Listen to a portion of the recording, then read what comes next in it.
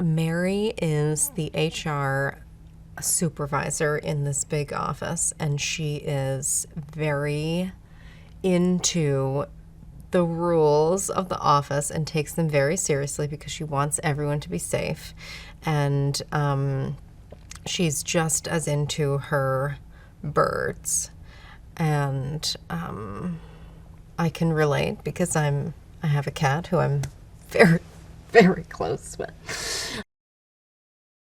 Well, the directors, Josh Gordon and Will Speck, dear friends of mine, not to name drop, wanted her to be in a non-denominational Christmas sweater because part of her job is enforcing this code of, no one can offend anyone or else the whole place gets burned with lawsuits.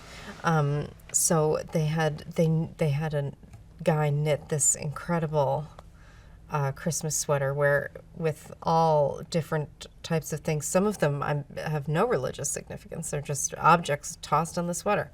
And then for the party, she changes into her best, sexiest outfit, which is a high white dicky and knit dress.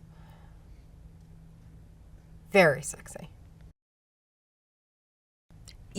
Mary's job is to make sure that everyone is safe and comfortable in this environment. And that for her entails a long list of rules about the number of buttons that you have to have buttoned up on your shirt and, what words you can or can't say in order to keep everyone comfortable and keep people from suing. And so this party that they have becomes her true hell because all bets are off.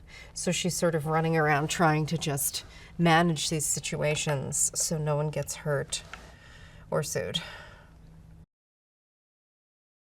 It's fun. I don't know how anyone does it by themselves, to be by his or herself, to be honest.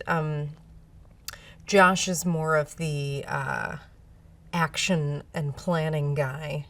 So he's mostly behind the camera working with the cinematographer about what the shot's going to be and stuff.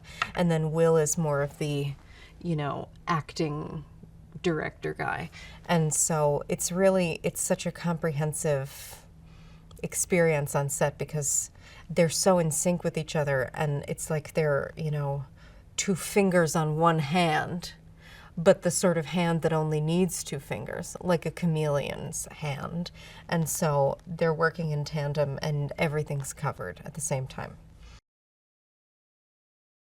I am so curious to see the movie in its entirety because there was so much incredible, fabulous improvising by everybody. It was really they got what was in the script, but then people just went on true flights of fancy. And so I think they could edit about 8 movies out of the stuff they shot. And so I'm so curious to see just what makes it into the final cut. Yikes. I mean, it's star-studded. I was a huge TJ Miller fan. Jen Aniston, come on. It's Jen Aniston. And I've seen the entirety of Arrested Development 4 full times, the whole series. So I'm well acquainted with Jason Bateman and huge Olivia Munn fan. Loved her in The Newsroom the most. Had just come fresh off of watching Newsroom. So it was, very exciting to be with these people. And then there's Rob.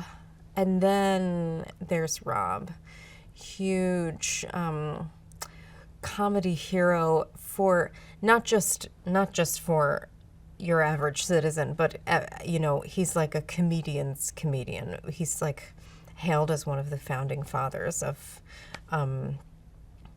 improv comedy, and so it's a very very exciting to be with him as well.